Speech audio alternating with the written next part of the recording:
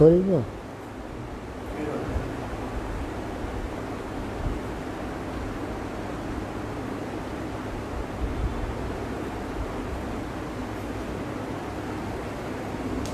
ॐ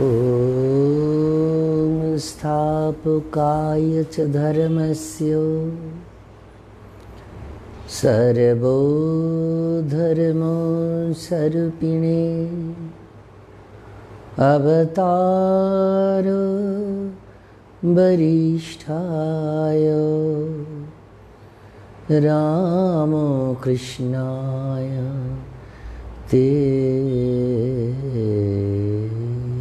नमः। ॐ नमः श्री भगवते रामकृष्णाय नमो नमः। ॐ नमः श्री भगवते रामकृष्णाय नमो नमः।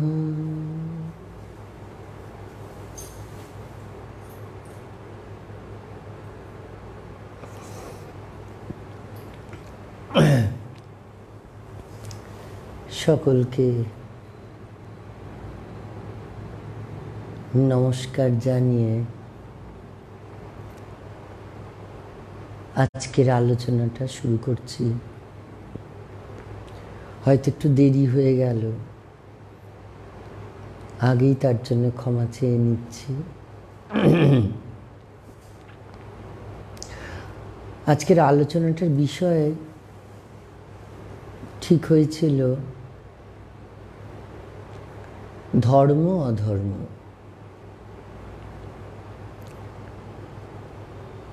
আমার এক মেয়ে, দেবী মেয়ে, ও প্রশ্নটাও করেছিল, অরিন্দমও করেছিল, আরও কয়েক জায়গা থেকে এই কথাটা আসাতে তখনই ভেবেছিলাম যে এটার উপর একটু আলোচনা করলে হয়।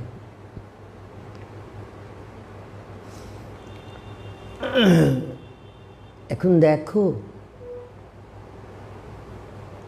আলোচনা সবসময় সেই সব ক্ষেত্রেই হতে পারে যেটা আমাদের জ্ঞান বুদ্ধি, তাতে এত যে আমরা ধর্ম ধর্ম করি, ধর্ম মানে কি? জানি তোমাদের সবার সেই কথা মনে আছে। ওই বলবে যে যা আমাদের ধারণ করে তাই ধর্ম, বলে ধাতু প্রত্যয় সব আনবে ব্যাকরণের।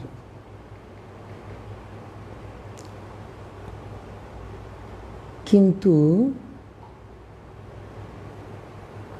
এর যতটুকু মনে হয়েছে তা ঠিক এর উল্টোটি।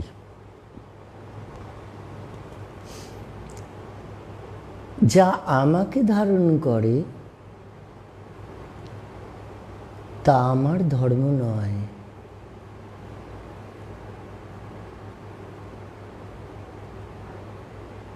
কিন্তু আমি যাকে ধারণা করতে সক্ষম, যাকে ধারণা করলে আমি ধার্মিক হব, আমার জীবনযাত্রা ঠিক ঠিক মতন চলবে,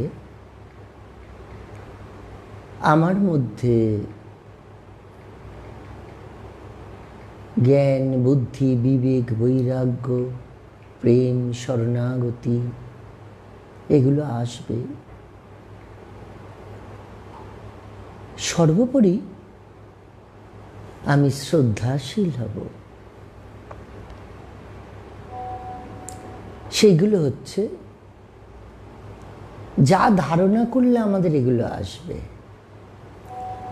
সেটা হচ্ছে ধর্ম।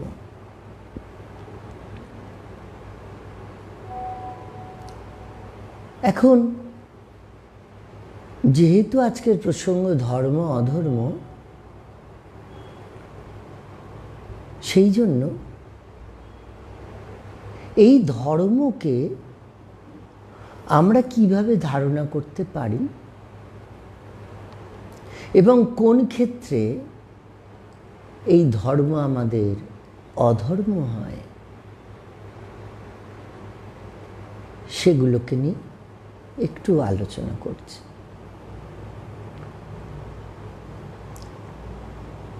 দেখুন, নির্দিষ্ট করে বলা যায় না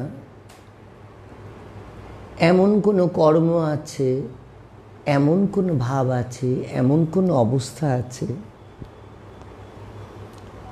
যেটা শুধুই ধর্ম। আবার এমনও বলা যায় না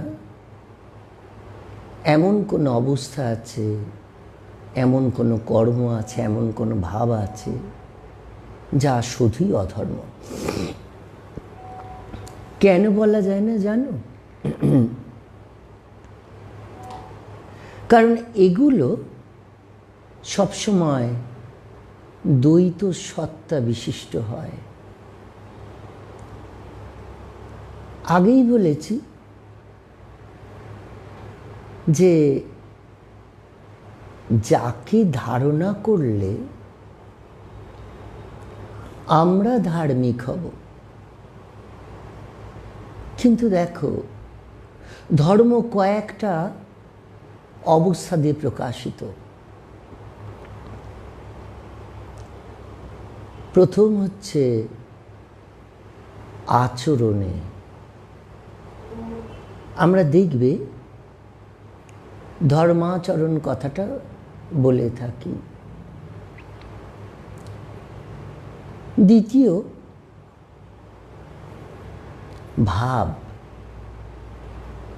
দেখবে আমরা বলে থাকি উনি খুব ধার্মিক, সবসময় ধর্মভাবেই থাকেন।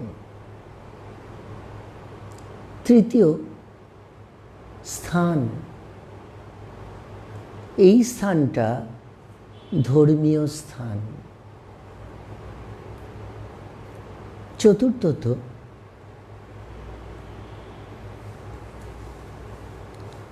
অবস্থা। কীরকম? এই অবস্থাটা ধর্মের, এই অবস্থাটা অধর্মের। তাহলে কি হচ্ছে? ধর্মের মানে কর্ম, ধর্মের ভাব,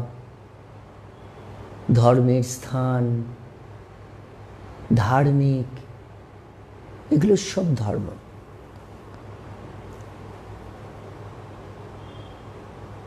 তা এইগুলো আমরা বুঝবো কি করে? তুমি বিচার করো যে তুমি কোন আচরণটা করলে তুমি তোমার জীবনটাকে একটা সুস্থ, স্বাভাবিক, সুন্দর ধর্মীয় জীবনে পরিণত করতে পারবে।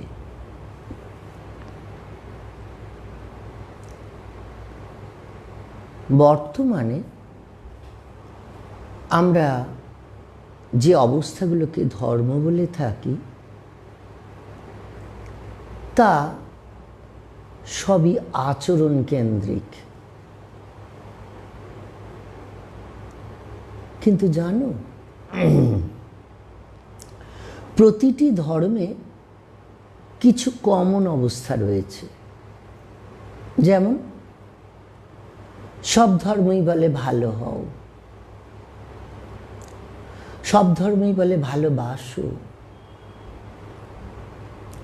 সব ধর্মই বলে কিছু দাও, সব ধর্মই বলে কিছু করো। তার মানে বোঝা যাচ্ছে যে প্রতিটি ধর্মের এই কথাগুলো হচ্ছে কমন। কেন না এগুলো দিয়ে আচরণটা প্রকাশ পায়। কি আচরণ প্রকাশ পায়?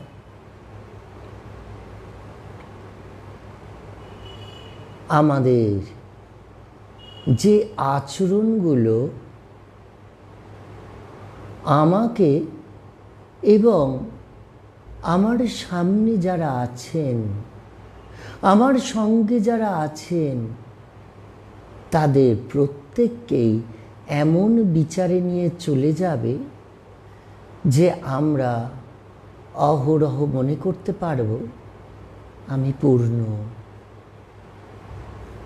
তিনি আমায় পরিপূর্ণ করে পাঠিয়েছেন আমার অবস্থা অনুসারে।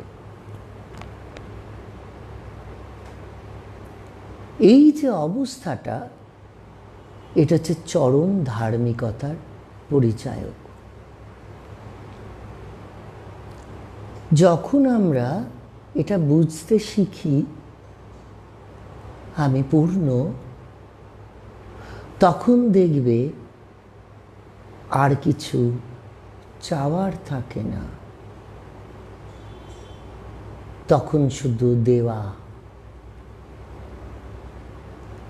কিরকম দেওয়া? নিজেকে উজাড় করে তুলে দেওয়া। সবার ভেতর থেকে, সমস্ত কিছুর ভেতর থেকে নিজেকে দেখতে পাওয়া, সেটা। এবারে আচরণ কেন উন্নত? না, আচরণ আমাদের ধর্মপথের প্রথম সোপান। ধর্মপথটা কি? যে পথ তোমাকে শুধুমাত্র ন্যায়ের ডেস্টিনেশনে পৌঁছে দেবে।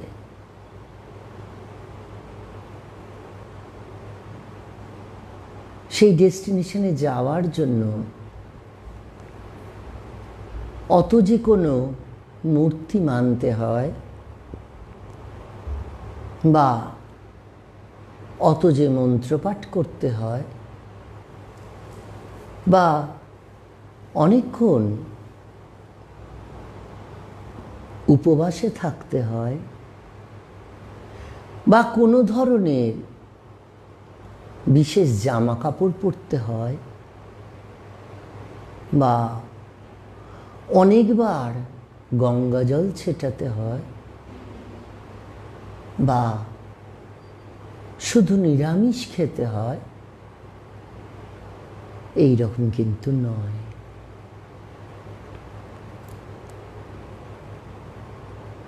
ধর্মবোধ, মা আমাকে ধারণ করেন আর আমি মাকে ধারণা করি।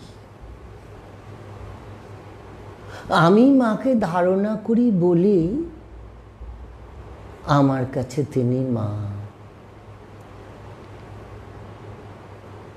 যদি আমি মাকে ধারণা না করতে পারতাম,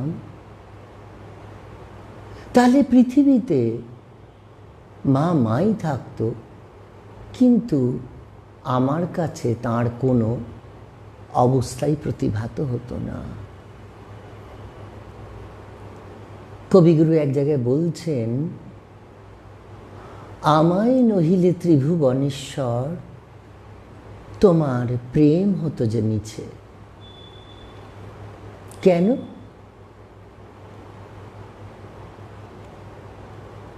আমায় ছাড়া ত্রিভুবনেশ্বরের প্রেম মিথ্যা হবে কেন? কারণ আমার কাছে তো তার কোনো অস্তিত্ব নেই। সবাই দেখতেই পায়, কিন্তু আমি তো কিছু বুঝি না। দেখবে যারা অন্ধ ব্যক্তি, এই এত সূর্য তো উঠেই রয়েছে, কিন্তু তারা তো সূর্যের প্রকাশ শুধু গরম ছাড়া আর কিছুতে পাচ্ছে না। কেন না? ধারণা করতে পারছে না। ঠিক সেই রকম ধর্ম বুঝতে গেলে যা তোমাকে ধারণ করেছে সেটা তোমার কখনো ধর্ম হয় না। তুমি যাকে ধারণা করতে সক্ষম হয়েছ সেটি তোমার ধর্ম হয়। এবারে তুমি এক এক ভাবে ধারণা করতে পারো। কিরকম দিক?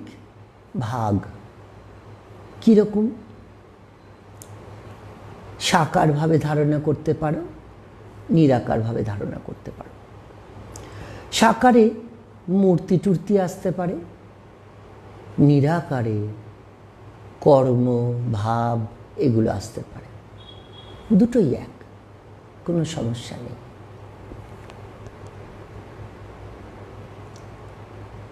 কিন্তু সমস্যা অন্য জায়গায়। আমরা যখন কোনো কিছুকে ধারণা করতে চাই তখন দেখি আমাদের বিচারটা সবসময় ঠিক ঠিক কাজ করে না। যার ফলে হয় কি, ধারণা হয়তো একরকম করলেও বাহ্য জগতের প্রকাশ প্রয়োগ উল্টে গেল। তাতে কি হলো? তোমায় যারা দেখে ধর্মের কথা ভাবত তারা তোমাকে দেখেই আগে ধর্মকে ভুলতে চাইবে। কেন না? তুমি তো ধর্মকে ধারণাই করতে পারছো না। আমি তো ধর্মকে ধারণাই করতে পারছি না যে ধর্মটা কি। ছোট থেকে শুধু বেশ কিছু রিচুয়ালসকে আমরা ধর্ম বলছি। শোনো, বিবাহ কখনো ধর্ম নয়। বিবাহ করে ঠিক ঠিক মতন সংসার প্রতিপালনই ধর্ম।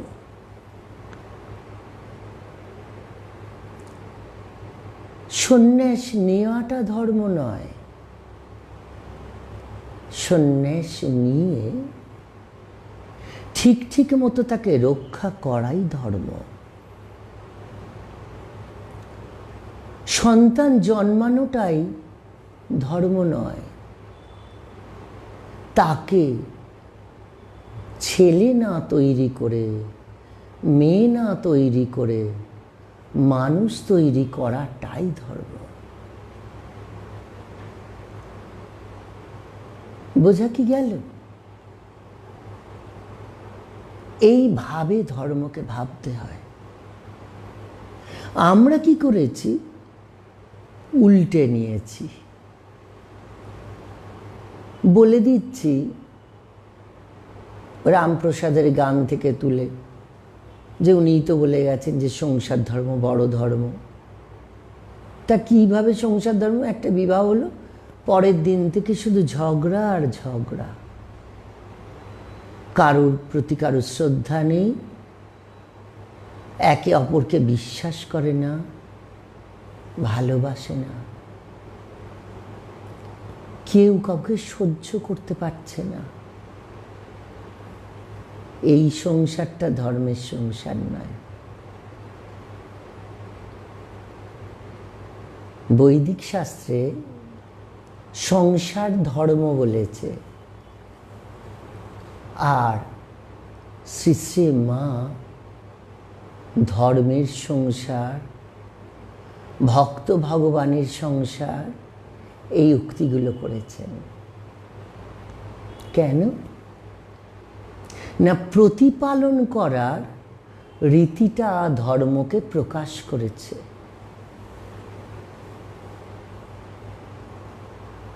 ধরো এবারে তার বিবাহ হলো, বিবাহ হয়ে সংসারে প্রবেশ করল।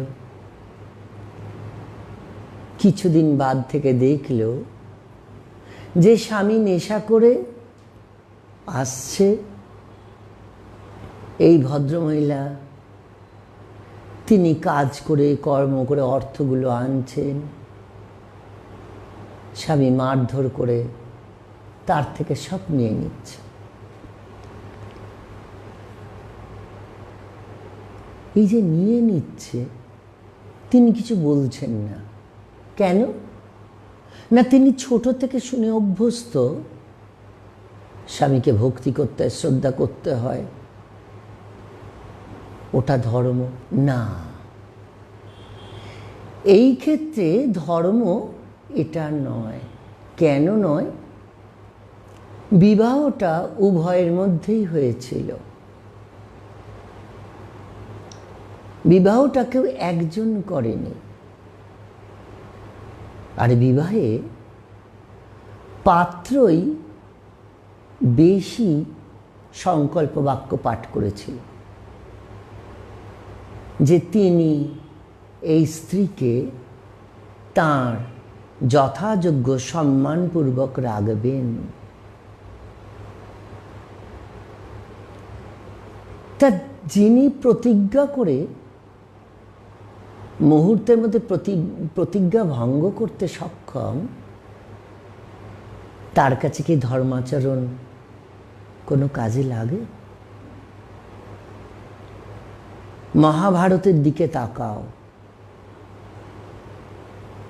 দুর্যোধন ধর্মের কথা বলেছিল, কারণ তিনিও যথেষ্ট শাস্ত্রজ্ঞানী ছিলেন। কি বলেছিলেন? বলেছিলেন ক্ষাত্র ধর্ম বলে যে ক্ষত্রিয় কখনোই বিনা যুদ্ধে সুচাগ্র মেদিনীও ছাড়তে পারে না। অর্থাৎ এক বিন্দু জমিও ক্ষত্রিয় বিনা যুদ্ধে ছাড়বে না। কি রে?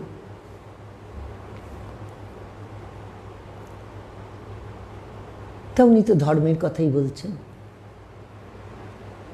কিন্তু তার থেকেও বেশি ধর্মের কথা হতো যদি ওনার মাথায় এটা থাকতো, ক্ষাত্র ধর্ম বলে ক্ষত্রিয়ে প্রাণ চলে যাবে কিন্তু প্রতিজ্ঞা ভঙ্গ ক্ষত্রিয় করতে পারে না। এটাও তো ধর্মেরই কথা। উনি তো প্রতিজ্ঞাবদ্ধ হয়েছিলেন যে ওদেরকে 5টা গ্রাম ফিরিয়ে দেবে, ওদের যা রাজ্য ওরা ফিরে এলে ওদেরকে রাজ্য ফিরিয়ে দেবে, যদি ওরা ওনাদের কথা অনুসারে ওইভাবে চলে। তা যখন তারা সমস্ত কিছু করে ফিরবে, তখন তিনি হঠাৎ এই কথা বললেন, ধর্মের কথা বললেন, কিন্তু ধারণা তার ছিল না। যার জন্য ধর্ম শুধুমাত্র তার বাক্যে প্রকাশিত, আচরণে নয়, ধারণায় নয়। বোঝা কি গেল? তা যে মাটি এইভাবে স্বামীর কাছ থেকে মারধর খাচ্ছে, তার ধর্ম কি? তার ধর্ম সেই অসম্মানের জায়গা ত্যাগ করা, এটা তার ধর্ম। কেন না, তিনি কিছু প্রতিজ্ঞা করে আসেননি, প্রতিজ্ঞা করেছিলেন তার স্বামী। যিনি স্ত্রীকে শ্রদ্ধা করতে পারেন না, সম্মান দিতে পারেন না, তাঁর আবার ধর্ম কি? সেই স্ত্রী যদি তখন ধর্মের আচরণ করে, তখন তাকে বলা হয় প্রশ্রয় দেওয়া। এর ফল মারাত্মক হতে পারে, মারাত্মক হতে পারে। তখন কিন্তু কোনো ধর্মই তোমায় বোঝাতে পারবে না, আর কেউ তোমার আশেপাশের লোককে, আপনজনদের বোঝাবে না ও ধর্মের জন্য এটা করেছে, অতএব এটাই ওর পাওনা ছিল। সবাই তখন ধর্মকে দোষ দেবে যে এই যে এতদিন ওরা ধর্ম ধর্ম করলো, কি হলো? কিন্তু ধর্ম তো কথা বলতে জানে না। ধর্ম যদি আমার মতন কথা বলতে পারতো, তাহলে ধর্ম কি বলতো? বলতো, আরে তুমি আমায় মেনে কি হলো এটা বলছো? আমিই তোকে শিখিয়েছিলাম ন্যায় বিচার কি করে করতে হয়। কিন্তু ও তো সেটা না নিয়ে নিজের অন্যায় চিন্তাধারাটা ন্যায়ের মধ্যে প্রবেশ করিয়ে দিয়েছিল। তাহলে ও কি করে আমার স্বরূপ ধারণা করবে? বোঝা কি গেল? কাজেই ধর্ম আমাদের ধারণ করেন না, আমাদের ধর্মকে ধারণা করলে তবে সেটা ধর্ম হয়, আমরা যদি তাকে ধারণা করতে পারি ঠিক ঠিক। আমাদের এইবারে যদি ঠিক ঠিক ধারণা করতে হয়, আমাদের প্রথম দরকার সেলফ অ্যানালিসিস। বারবার নিজেকে একদম সমীক্ষায় নিয়ে চলে আসা যে এই মুহূর্তে, এই পরিস্থিতিতে আমার কি করণীয়। দেখো, শ্রী শ্রী ঠাকুর এক জায়গায় বলছেন যে তুমি যে এখানে এসে বসে আছো, তা তোমার পরিবার নাই? উনি বলছেন, আজ্ঞে আছে। তা তুমি এখানে থাকবো বলছো, তাদের খাওয়া দাওয়ার জোগাড় আছে? ও অমনি হয়ে যাবে। ঠাকুর বিরক্ত হয়ে বলছেন, বাড়ি তোমার পরিবারকে বামুন পাড়ার লোকের এসে খাবে নাকি? আমি বাপু তোমায় এখানে থাকতে দিতে পারবো না, তুমি আগে এখান থেকে চলে যাও। ঠাকুর পরে এই কথা নিজে বলছেন।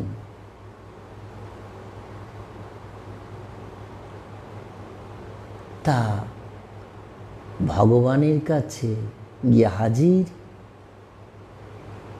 ভক্ত সেজে সে বলে যাচ্ছে যে সে সেখানে থাকতে চায়, কিন্তু ভগবান সেটা মানছেন না, বের করে দিচ্ছেন। সবাই যার কাছে গিয়ে হাজির হয় তিনি বের করে দিচ্ছেন। এটা কি ঠাকুরের অধর্ম ছিল? না, তিনি সদা সর্বদা আমাদের ধর্ম সম্পর্কে এইরকম চিন্তাধারা দিয়ে গেছেন যে দেখো, ব্যাকুল হয়ে তাকে ডাকো, সদসদ বিচার করো, মাঝে মাঝে নির্জনে যাও। এই অবস্থাগুলো আমাদের বর্তমান ধর্মের জায়গা। তিনি কিন্তু প্রাচীনতাকে কখনো নষ্ট করতে চাননি, তবে প্রাচীনতার আড়ালে কোনো অন্যায়ও করতে দিতে চাননি, কোনো অন্যায়। তাঁর প্রতিটি মুহূর্তে কথা আমরা যদি দেখি, তাহলে দেখব যে তিনি ধর্মটিকে কিভাবে নিজে গ্রহণ করেছিলেন। গেছেন কামারপুকুরে, লক্ষ্মী দিদির মা শ্রীশ্রীমা দুজনে রান্না করছেন। পাশের ঘরে ঠাকুর আছেন, তা শুনতে পাচ্ছেন শ্রীশ্রীমা লক্ষ্মী দিদির মাকে বলছেন, দিদি 5 ফোড়নটা বাড়ন্ত। উনি বলছেন, ও অমনি করে দে। ঠাকুর সঙ্গে সঙ্গে বেরিয়েছে, বলছেন, সে কি গো, তোমাদের 5 ফোড়নের গন্ধের ব্যঞ্জন খাওয়ার জন্য ওখানে পায়েসের বাটি ছেড়ে এলাম, আর তা কিনা 5 ফোড়নটাই বাদ। কেন বাপু, 2 পয়সার কি আনিয়ে নেওয়া যায় না? দেখো, যেটার যেটা। এইটি হচ্ছে ধর্মের কথা। যেটার যেটা, সবসময় এক আচরণ, এক কথা, এক ভাবনা, এক চিন্তা কখনো ধর্মের হয় না। কারণ ধর্মে ফ্লেক্সিবিলিটি রয়েছে। ধর্ম পরিমার্জনশীল, ধর্ম পরিবর্ধনশীল, ধর্ম পরিবর্তনশীল।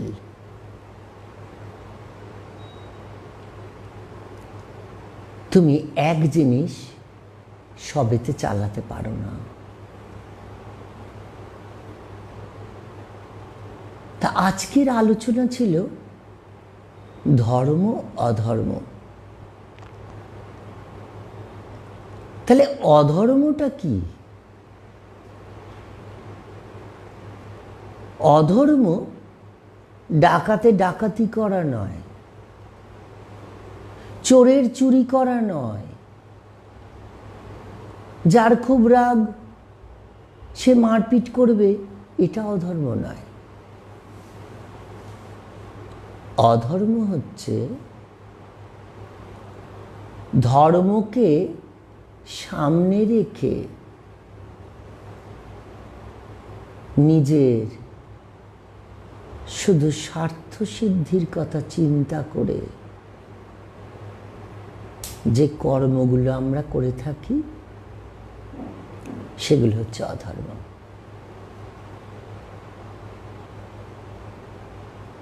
পৃথিবীতে যতগুলো ঘটনা তুমি দেখবে, অধর্ম যার নাম, যাকে আমরা অধর্ম বলে বিবেচনা করেছি, প্রত্যেক কটা দেখবে যখন কেস কাচারি চলে, তখন তাদের হয়ে উকিলবাবুরা সবসময় ওই সেইখানকার কিছু ন্যায়ের কথা বলতে থাকে।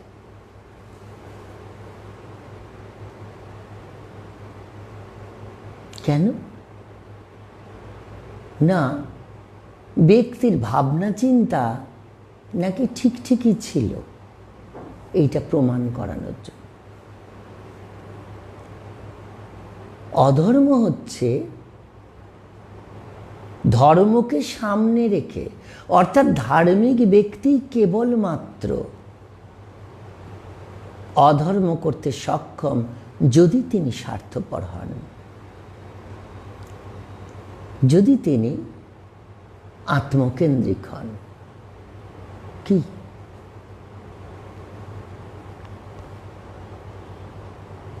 ভগবান কি বললেন?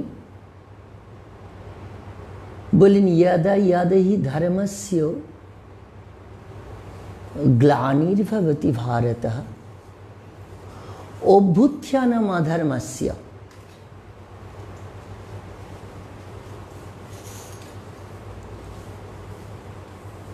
তার মানে কি বলতে চাইছেন? ধর্ম আমাদের আছে, অধর্ম নেই। অধর্মের অভ্যুত্থান হয় শুধুমাত্র, তাহলে অধর্ম নেই। বলতে চাইছেন যে যখনই যখনই ধর্মের উপরে গ্লানি পড়বে, গ্লানি পড়লে কি হবে?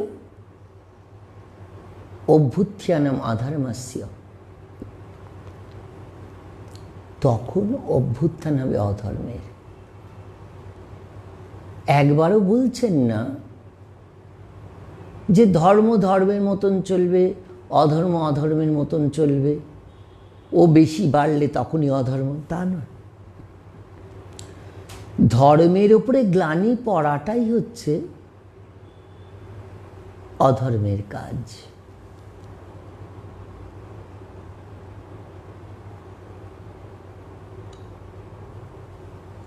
ধর্মে যেমন আচরণ, ভাষা, ভাব এগুলো প্রাধান্য পায়, অধর্মে শুধুমাত্র আচরণ, শুধুই মাত্র আচরণ প্রকাশ পায়। আমাদের আচরণটা অধার্মিক হয়ে যায়। আচরণ ছাড়া কখনো প্রকাশ পায় না অধর্মের, কিন্তু আচরণ ছাড়াও, ভাষা ছাড়াও ধর্মের প্রকাশ হতে পারে। ভাব দিয়ে হয়, সেখানে কোনো আচরণ থাকে না। তা ভগবান কি বললেন? বললেন যে যখনই যখনই ধর্মের ওপরে গ্লানি পড়ে অধর্মে অভ্যুত্থান করবে। ধর্মের উপর গ্লানি অধর্মে কিভাবে অভ্যুত্থান করে জানো?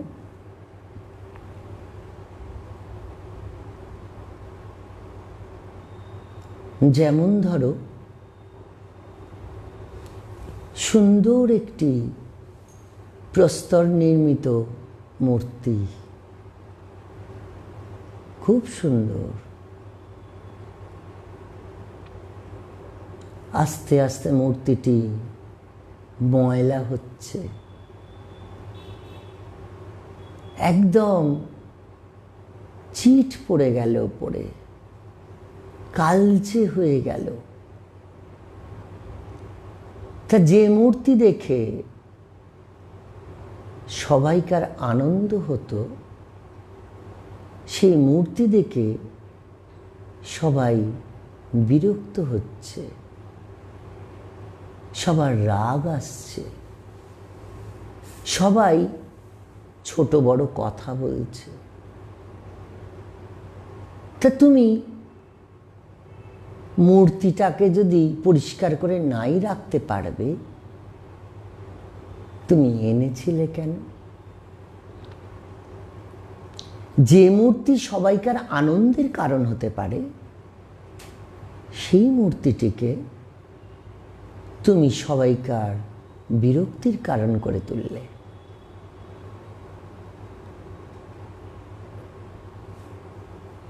বেশিরভাগ ক্ষেত্রে দেখা যায় ধর্মের নাম করে শুচিবায়ুগ্রস্ততা বারবার করে আমাদের কাছে আসে, বলে, কত সুন্দর সুন্দর কথা বলে যে ধর্ম আমাদের উদারতে শেখায়, এসব নানান রকম বলে। কিন্তু যখন আমরা তার বাড়ির লোকের থেকে কথা শুনি, তখন দেখি তারা মাথায় হাত দিয়ে বসে আছে। কি এমন কৃষ্ণ ভজনাচ্ছিরি, জাত আর ছোঁয়াছুঁই, এই দুটোতেই সে গেল। যে ভগবান সবাইকে টেনে নিয়েছিলেন, যে ভগবান সবার আনন্দের জন্য হেন কোনো কাজ নেই যেটা করেননি, যে ভগবান ভক্তের জাত মানেননি, সেই ভগবানকে মানতে গিয়ে এমন ছোঁয়া নাড়ার বিচার করছে যেন মনে হচ্ছে ওরা ভগবানেরও ওপরের কেউ। তো এই বিচারটা কাদের জন্য? কাদের জন্য জানো?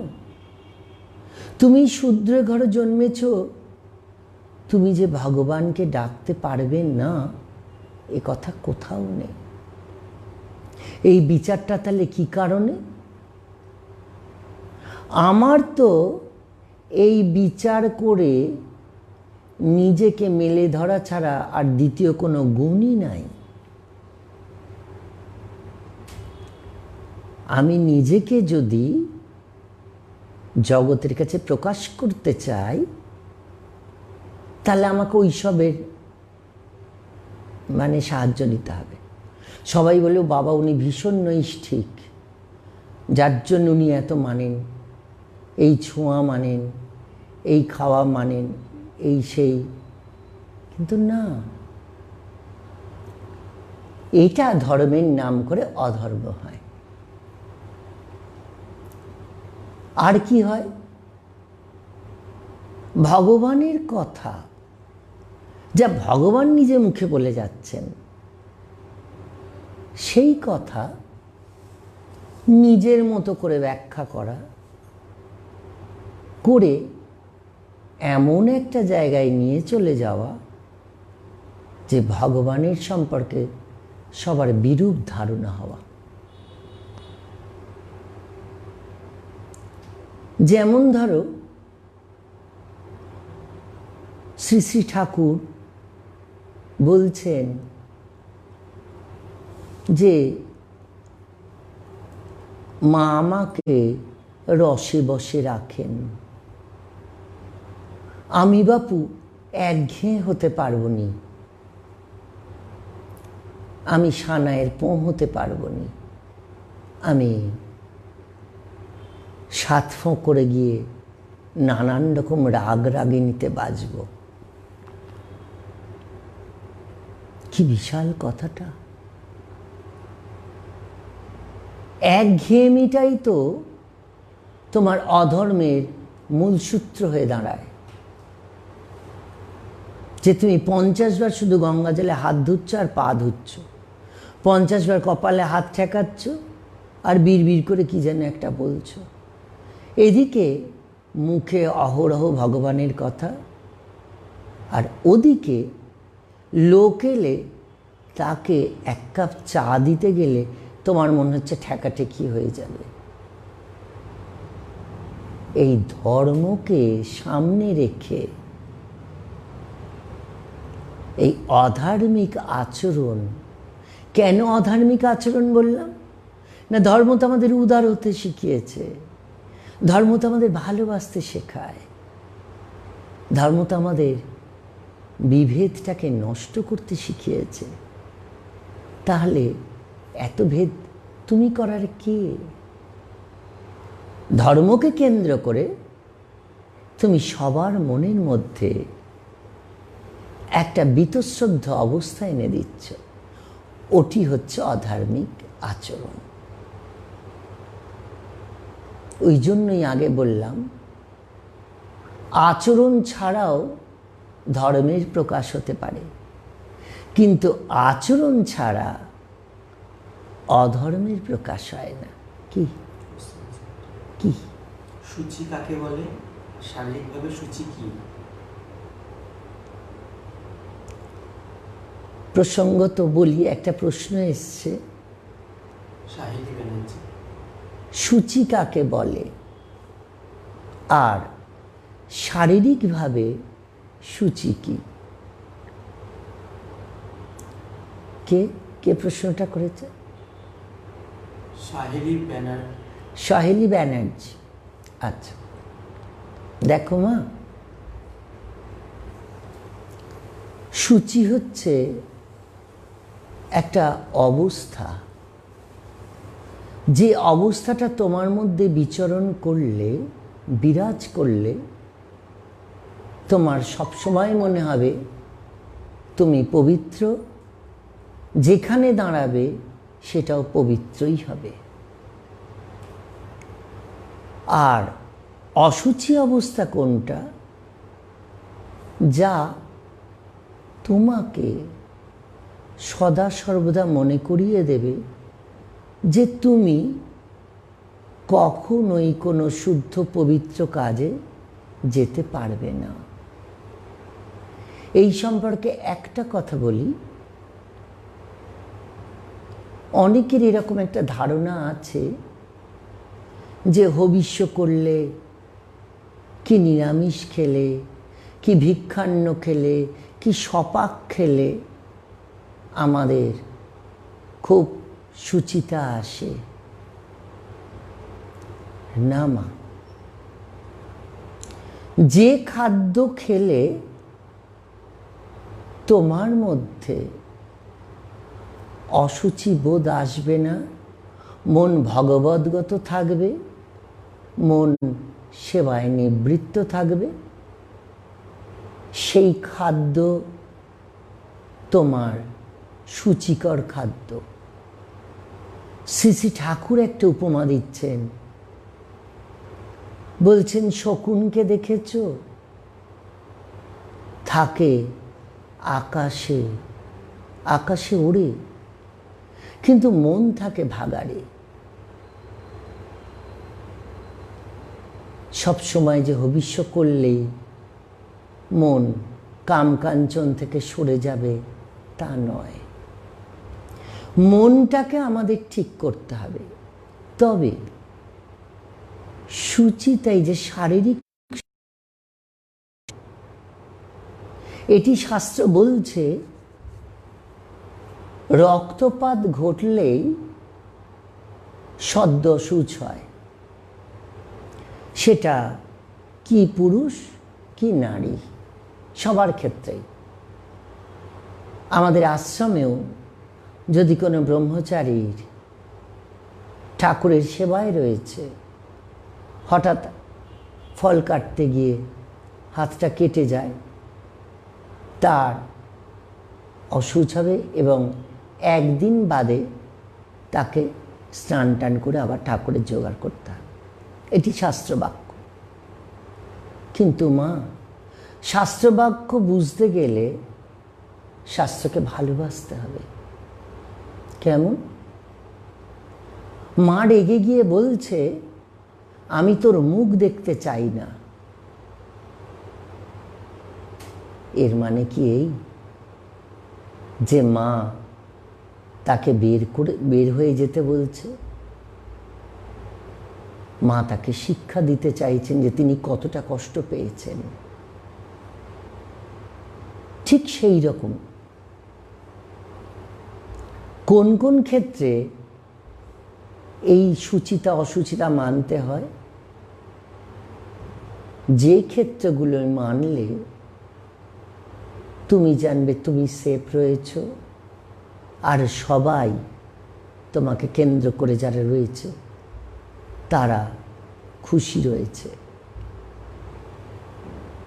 কিন্তু মা সন্তানকে দুধ খাবে না, তাহলে শাস্ত্র কি বলছে? বলছে বিষ্ণু সেবা আত্মবৎ,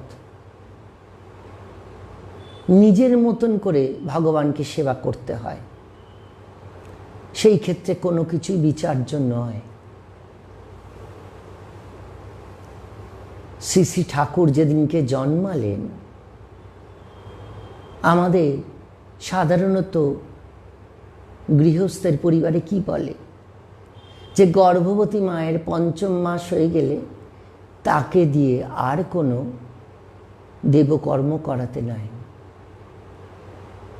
কিন্তু ঠাকুর যেদিন জন্মেছেন সেই দিনকে পর্যন্ত চন্দ্রমণি দেবী রঘুবীরের রান্না করেছেন। তা ঠাকুরের বাবা কি অশাস্ত্রীয় বিধান দিয়েছিলেন? মোটেই না। শাস্ত্রের 60টা বলেছেন। যদি দেখো মাংস কালিয়া পোলাও খেয়ে তোমার মধ্যে শুদ্ধ পবিত্র নির্মল চরিত্রের উদয় হল, তাহলে ওটাই তোমার সুচিতা। আর যদি দেখো হবিষ্য খেয়েও লোকের শুধু দোষ ধরতে ইচ্ছা করছে, সেটাই তোমার মধ্যে অসুচি বোধ।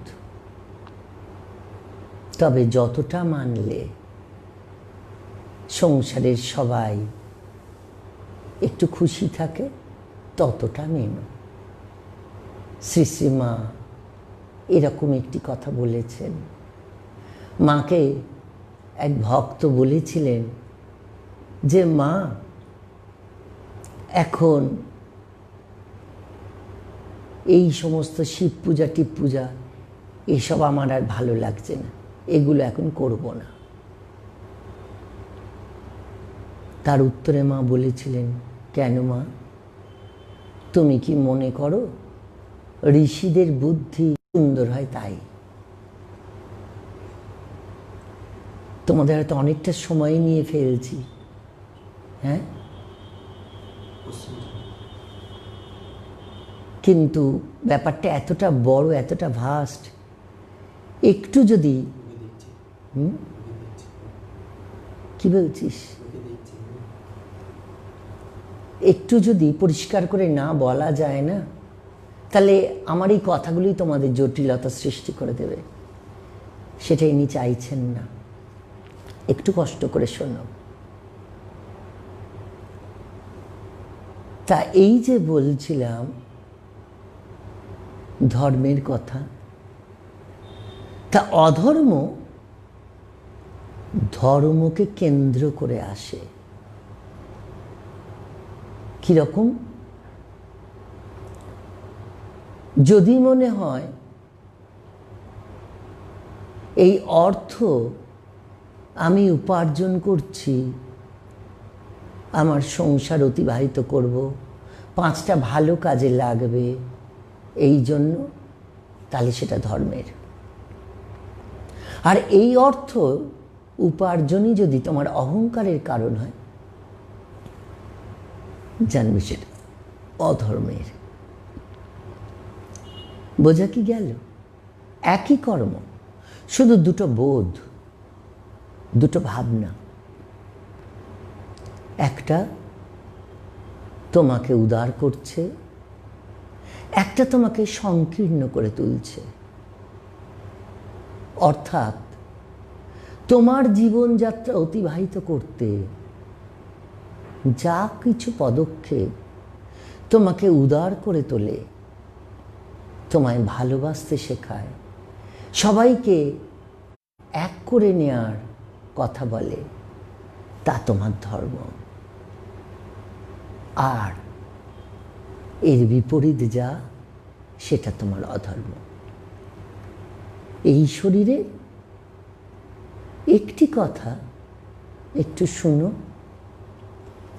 যদি মনে হয় কখনো যে তুমি ধর্মকে আশ্রয় করে অধর্মে প্রবেশ করে ফেলেছ, তাহলে অনুতাপ করো, বারবার করে বলো এমন কাজ আর করব না। শ্রী শ্রী ঠাকুর বাবুরাম মহারাজকে বলেছিলেন, বাবুরাম, যদি কিছু করে থাকিস একবার বলে দে, এমন কাজ আর করব না, আমি তোর সব কিছু খেয়ে ফেলব। বোঝো ভগবানের দয়া। আজকে কতটা ক্লিয়ার হলো জানি না, এরপরে আবার হয়তো 2-1 দিনের মধ্যেই এটা নিয়ে বসতে হবে। সেদিনকে আবার এই সূচি অসূচি অধর্মের অবস্থা এগুলো নিয়ে আলোচনা করব। কিন্তু আমি খুব অধীর আগ্রহে থাকি তোমাদের থেকে কিছু প্রশ্ন শোনার জন্য। কিন্তু তেমন কেউ অত প্রশ্ন করো না। আমি বুঝতেই পারি না যে তোমাদের আমি কোনো জটিলতায় ফেলে দিচ্ছি না তো? যদি মনে হয় আমায় কিছু জানিও। হ্যাঁ, একটা কোশ্চেন আছে, কি? অনুরুদ্ধ কর। হ্যাঁ, মনের সুচিতাই কি আসল সুচিতা নয়? দৈহিক সুচিতা তো মনের সুচিতাকে আনার একটা মাধ্যম বা উপায়। কারণ স্নান, শুদ্ধ বস্ত্র পরিধান তা তো মনের সুচিতাকে কিছুটা হলে আয়ন করে। নির্মল চিন্তা কি সবটুকুই? অবশ্যই মনের সুচিতা সুচিতা, অবশ্যই। তবে কি জানো, একটা ঘড়ি, অনিরুদ্ধ কর। রবীন্দ্রনাথ ঠাকুর বলছেন ঘড়ি সময়কে ভাগ করতে শিখেছে, কিন্তু সময়ের মূল্য তো ঘড়ি বোঝে না। ঠিক সেই রকম তোমার নিজের জন্য মনের সুচিতাই ঠিক, কিন্তু বাবা আমি আমার সুচিতা নিয়ে রইলাম, আমি আমার মানসিক অবস্থাকে উন্নত করে রাখলাম, কিন্তু দেখলাম অন্যের মনোভাবটা আমি নিচে নামিয়ে ফেলেছি। কারণ আমার বাহ্য অবস্থা দেখে লোকের যতটা ভগবত চিন্তা, যতটা সুচিন্তা আসবে, তার জায়গায় আমি ভেতর থেকে নিজেকে শুদ্ধ রেখেছি, কিন্তু ওপরটা এমন করে ঘুরে বেড়াচ্ছি যাতে সেটা হচ্ছে না।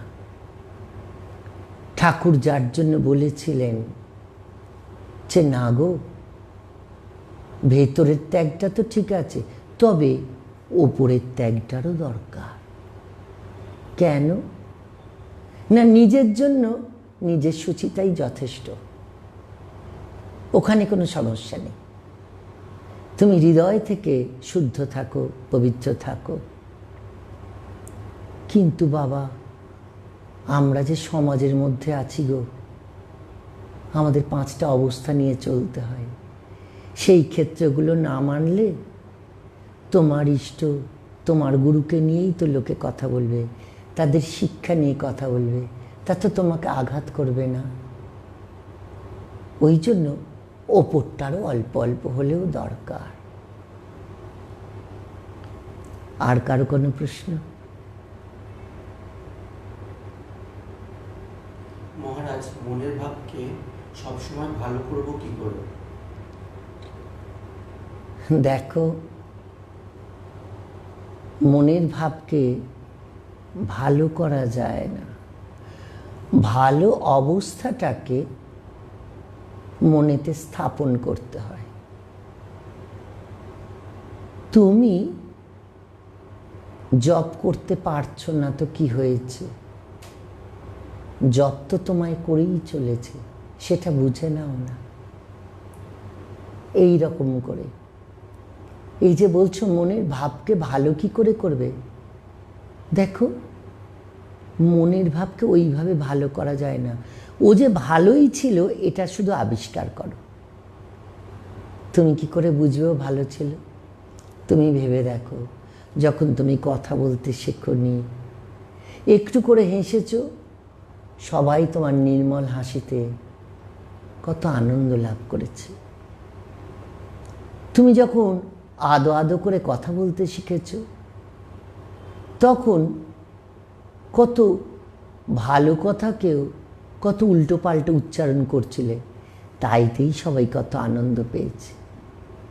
তা বাবা, আজকে কথা বলতে শিখেছ, লিখতে শিখেছ, তাহলে আজকে কেন তোমার ভালো কথায় লোকে মন্দ ধরে বলো?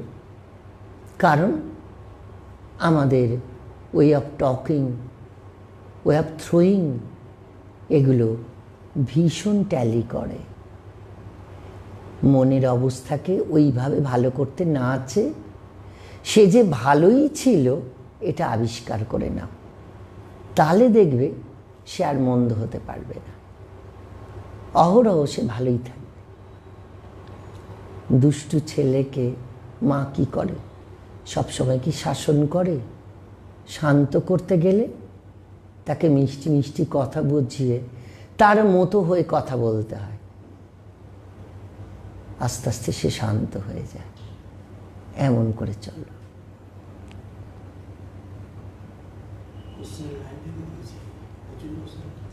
বলো।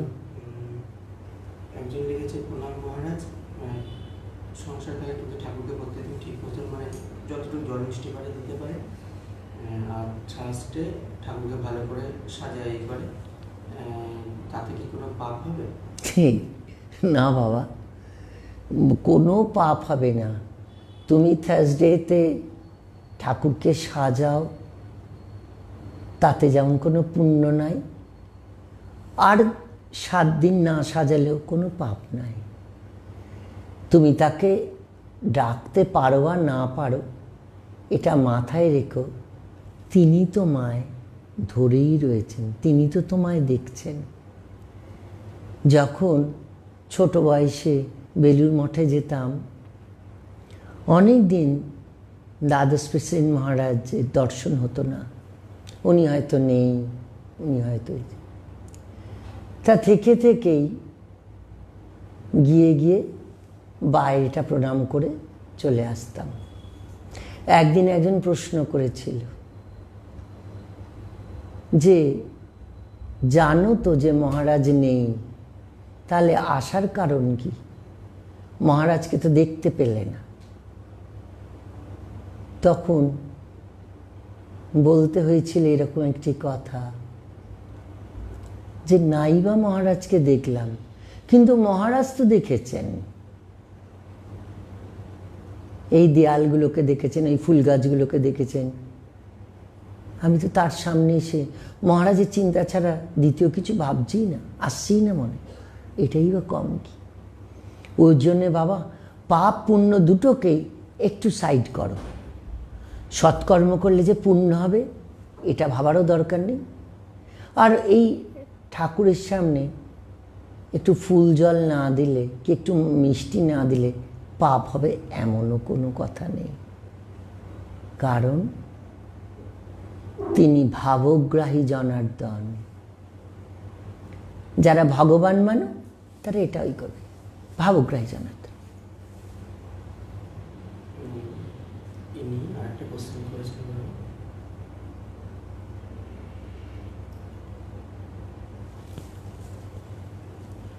মাল্লিকা তালুকদার। উনি বলছেন, মহিলা বলছেন, যখন এনাদের পিরিয়ড চলে বা মেয়েদের যেটা, সেই সময় ঠাকুরের কাজ করতে নেই, ধরতে নেই, সেটা কি ঠিক?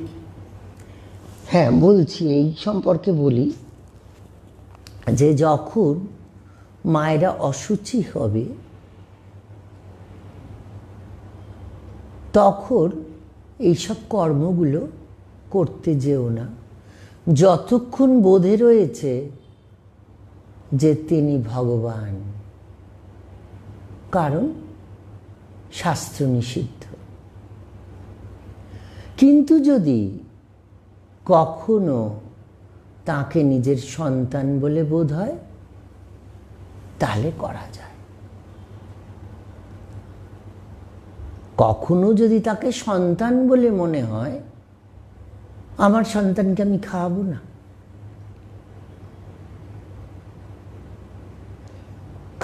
খাওয়াবই তো। একবার তো এই শরীরে হাত কেটে গিয়েছিল রান্না করতে গিয়ে, তা আমাদের সাধুরা বলেছিলেন যে তাহলে তো তুমি আজকে পারবে না, তাহলে ঠাকুরকে চিঁড়ে টিঁড়ে কিছু দিয়ে দাও। বললাম, দূর বাবু, সে আবার কি, সে তো আমার বাচ্চা, আমি কেন পারবো না? মায়ের ওসব হয় না।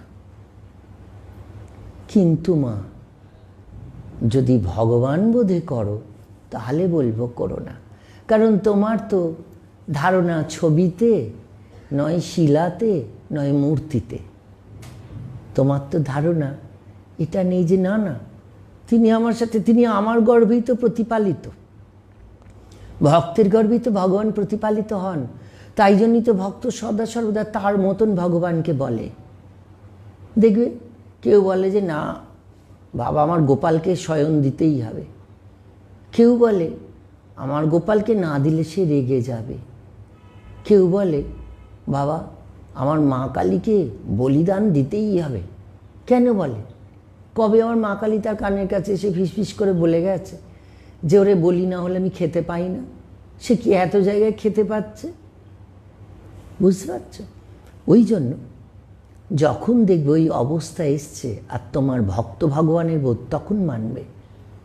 যেদিন দেখবে একাত্ম হয়ে গেছে, যেদিন বুঝবে যে তোমার গর্ভে তোমার ইষ্ট প্রতিপালিত হচ্ছেন, সেদিনকে আর এসব মানার দরকার নেই, সেদিনকে এসবের পার। আজকে দেখো অনেকক্ষণ হয়ে গেছে, তো এবারে আজকের দিনে একটু বিশ্রাম দিই। তবে অনেক কোয়েশ্চেন আসছে, এটা খুব ভালো লাগছে যে খুব মন দিয়ে শুনছো, মন দিয়ে দেখছো। হ্যাঁ, তবে নেক্সট, হ্যাঁ অনেকের আছে সংসারে থেকে সংসার করছে, মনটাকে শান্ত রাখবো কি করে, আর রেগে যায়, রাগটাকে শান্ত রাখবো কীভাবে করবো সেটা জিজ্ঞাসা করছে। দেখো এখানে অনেকে কোয়েশ্চেন করেছো যে সংসারে থাকি, মনকে সব সময় শান্ত রাখা যায় না, মন একটুতেই রেগে যায়, কিভাবে নিজেকে শান্ত রাখব? দেখো সংসার না একটা অন্যরকম পরিবেশ। প্রত্যেকটা মানুষ আমরা পরিবেশ পরিস্থিতির ওপরে নিজেদেরকে চালনা করে থাকি। সেই ক্ষেত্রে কখনো নরম কখনো গরম, এটা হতেই পারে। কিন্তু ইনি বলবেন যে যতটা পারবে নিজেকে বোঝাবে অন্য সময়, যে কথাগুলো বললে, যেভাবে বললে অতি সহজে বুঝে যেত, সেই কথাগুলো এমন করে কেন বললাম, এমন করে কেন ভাবলাম। আর যাকে সব থেকে বেশি ভালো লাগে সেই রকম কারোর মুখটা স্মরণ করবে যে আমার এই আচরণে ও কষ্ট পেল না তো। আমরা জানো ভালোবাসাটাকে কোন জায়গায় নিয়ে যেতে পারি? শুধু ভালোবেসে সব কিছু ছাড়তে পারি। তুমি দেখবে বাবা মায়ের কাছে ছেলে মেয়েরা 25 বছর বড় হলো, চাকরি পেল সব, ওমা হঠাৎ 2-4 দিনের ভাব ভালোবাসায় ঘর ছেড়ে বেরিয়ে গেল। কেন? ভালোবাসা, তাকে পাওয়ার বাসনা, এতদিনকার মায়া, এতদিনকার স্নেহ, এতদিনকার শিক্ষা মুহূর্তের মধ্যে কোথায় যেন বিলিয়ে গেল। কাজে এইরকম একজন ভালোবাসার লোককে খোঁজো গো, যাকে কেন্দ্র করলে তোমার সবসময় মনে হবে আমার রাগের মুখটা যেন শোভা পায় না। আর মাঝে মাঝে আয়নার সামনে যাবে, গিয়ে নিজেকে দেখবে, সেখানে ভুরু কুঁচকে দেখবে, হেসে দেখবে, ভালোবাসার মুখগুলো করে দেখবে কোন মুখটায় তোমার ভেতরের সত্তা তোমার প্রকাশ হচ্ছে। যে মুখটায় তোমায় রাগান্বিত প্রকাশ পাবে সেই মুখটাকে তুমি আস্তে করে ইরেজ করে দাও।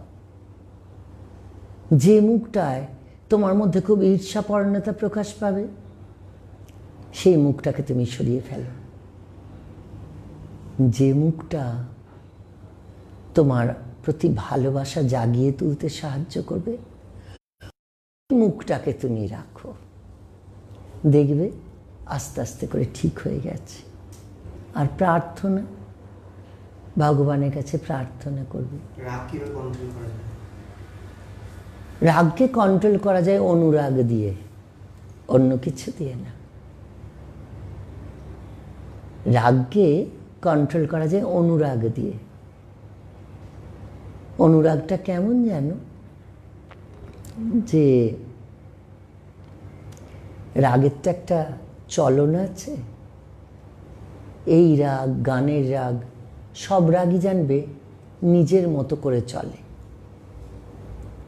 যেমন কেউ খুব রাগলো, খুব চিৎকার করে নিল, কেউ খুব রাগলো, হাত তুলে দিল, কেউ খুব রাগলো, ঘর থেকে বেরিয়ে গেল, কেউ খুব রাগলো, সব জিনিসপত্র ছুঁড়ে ফেলতে আরম্ভ করলো।